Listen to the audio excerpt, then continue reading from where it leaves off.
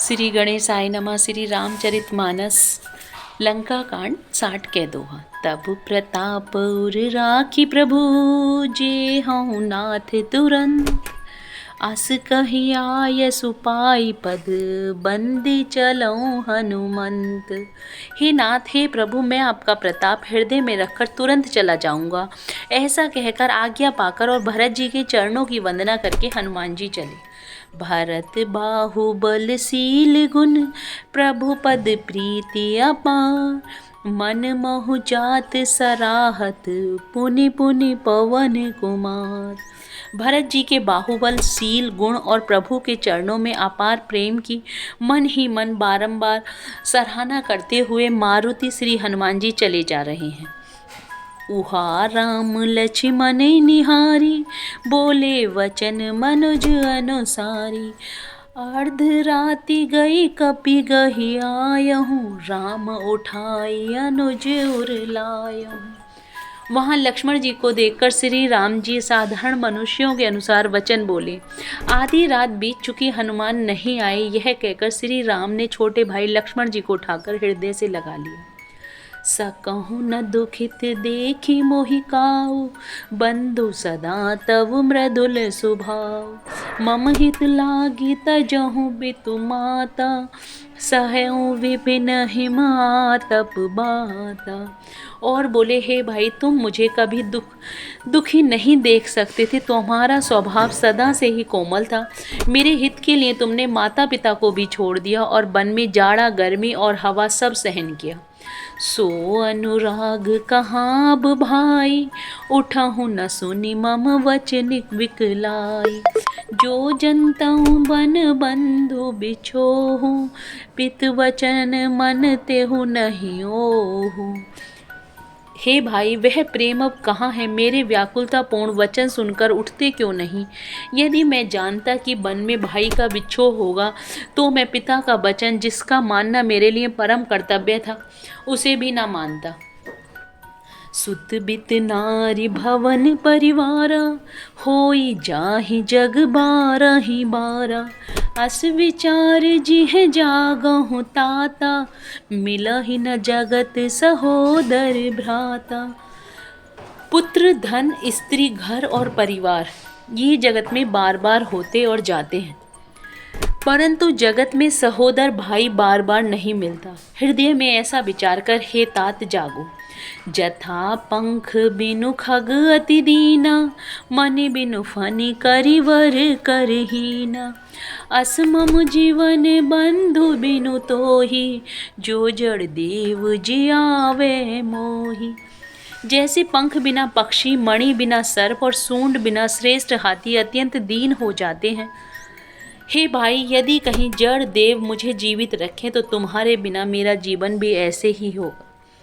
जे हूँ अवध कवन महुलाई, नारी हेतु प्रिय भाई गवाई।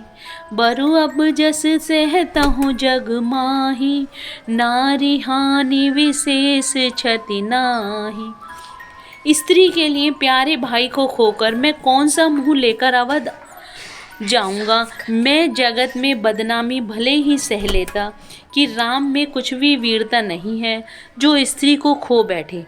स्त्री की हानि से इस हानि को देखते कोई विशेष क्षति नहीं थी। अब अपलोक शोक सुत तोरा, सहै निठुर कठोर उर मोरा। निज जननी के एक कुमारा, तात तासु तुम प्राण अधारा। अब तो हे पुत्र, मेरा निष्ठुर और कठोर हृदय यह अपयश और तुम्हारा शोक दोनों ही सहन करेगा। हे तात, तुम अपनी माता के एक ही पुत्र और उसके प्राणधार हो। सौंपेसी मोहि तुम्हई गही पानी, सब विधि सुखद परम हित जानी। उतरु काहू देहु तेहि जाई, उठ किन मोहि सिखावहु भाई। सब प्रकार से सुख देने वाला और परम हितकारी जानकर उन्होंने तुम्हें हाथ पकड़कर मुझे सौंपा था। मैं अब जाकर उन्हें क्या उत्तर दूंगा? हे भाई, तुम उठकर मुझे सिखाते क्यों नहीं?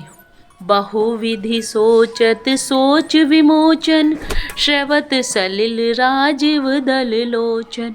उमाईक अखंड रघुराई, नरगति भगत कृपाल दिखाई। सोच से छुड़ाने वाले श्री राम जी बहुत प्रकार से सोच कर रहे हैं। उनके कमल की पंखुड़ी के समान नेत्रों से विषाद के आंसुओं का जल बह रहा है। शिव जी कहते हैं, हे उमा, श्री रघुनाथ जी एक अद्वितीय और अखंड हैं। भक्तों पर कृपा करने वाले भगवान ने लीला करके मनुष्य की दशा दिखलाई। 61वां दोहा। प्रभु प्रलाप सुनि कान विकल, भय बानर निकल, आई गयऊँ हनुमान जिमि, करुणा महवीर रस।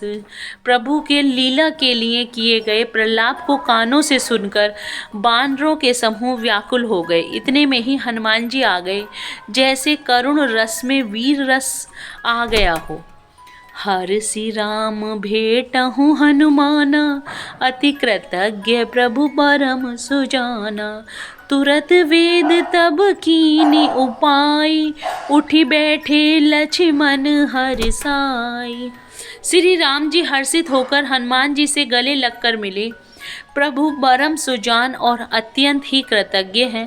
तब वैद्य सुषेण ने तुरंत उपाय किया, जिससे लक्ष्मण जी हर्षित होकर उठ बैठे। हृदय लाई प्रभु भेटहु भ्राता, हर्षे सकल भालु कपि भ्राता।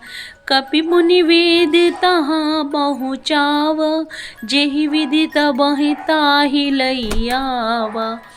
प्रभु भाई को हृदय से लगाकर मिले। भालू और बानरों के समूह सब हर्षित हो गए। फिर हनुमान जी ने वैद्य को उसी प्रकार वहां पहुंचा दिया जिस प्रकार वे उसे पहले ले आए थे। यह वृतांत दसानन सुनहु, अति विषाद पुनि पुनि सिर धुनहु। व्याकुल कुंभकर्ण पहियावा, विविध जतन करिताहि जगावा।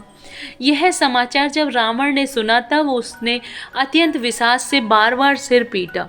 वह व्याकुल होकर कुंभकर्ण के पास गया और बहुत से उपाय करके उसने उसको जगाया।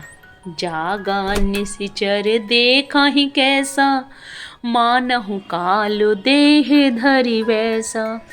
कुंभकर्ण भूजा कहु भाई, काहे तब मुख रहे सुखाई। कुंभकर्ण जगा, वह कैसा दिखाई देता है, मानो स्वयं काल ही शरीर धारण करके बैठा हो। कुंभकर्ण ने पूछा, हे भाई, कहो तो तुम्हारे मुख सूख क्यों रहे हैं। कथा कही सब तेहि अभिमानी, जेहि प्रकार सीता हरियाणी। तात कपिन तब निशिचर मारे, महा महा जोधा संघारे। उस अभिमानी ने उससे जिस प्रकार से वह सीता को हर लाया था, तब से अब तक की सारी कथा कही। फिर कहा, हे तात, बानरों ने सब राक्षस मार डाले, बड़े बड़े योद्धाओं का भी संहार कर डाला। दुर्मुख सुर रिपु मनुज आहारी, भट अति काय कंपन भारी।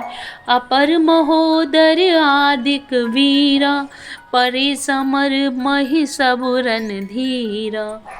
दुर्मुख देव शत्रु, मनुष्य भक्षक, भारी योद्धा, अतिकाय और अकंपन तथा महोदर आदि दूसरे सभी रणधीर वीर रणभूमि में मारे गए। 62वां दोहा। सुनि दस कंधर वचन तब, कुंभकर्ण बिलखान। जगदम्बा हरियाणी अब, सठ चाहत कल्याण। तब रावण के वचन सुनकर कुंभकर्ण बिलख कर बोला, अरे मूर्ख, जग जननी जानकी को हर लाकर अब तू कल्याण चाहता है। भल न कीन ते निशिचर नाहा, अब मोहि आई जगाए ही काहा।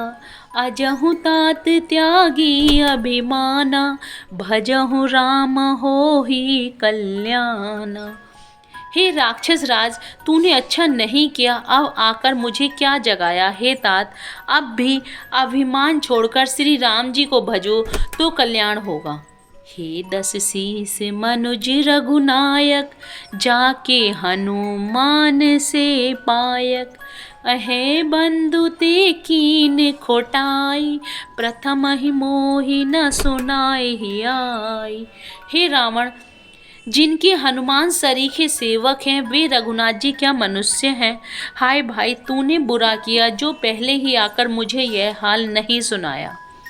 कीनहु प्रभु विरोध तेहि देवक, शिव विरंचि सुर जाके सेवक। नारद मुनि मोहि ज्ञान जो कहा, कहतहु तो ही समय निर्वाहा। हे स्वामी, तुमने उस परम देवता का विरोध किया जिसके शिव ब्रह्मा आदि देवता सेवक हैं। नारद मुनि ने मुझे तो ज्ञान कहा था, वह तुझसे कहता, पर अब तो समय जाता रहा। अब भरी अंक भेटु मोहि भाई, लोचन सुफल करहु मैं जाई। श्याम गात सरसी रोह लोचन, देखु जाई ताप त्रय मोचन। हे भाई, अब तो अंतिम बार अखबार भरकर मुझसे मिल ले, मैं जाकर अपने नेत्र सफल करूं। तीनों तापों को छुड़ाने वाले श्याम शरीर कमल नेत्र श्री राम जी के जाकर दर्शन करो। जय Shri Ram. Please like and subscribe the channel.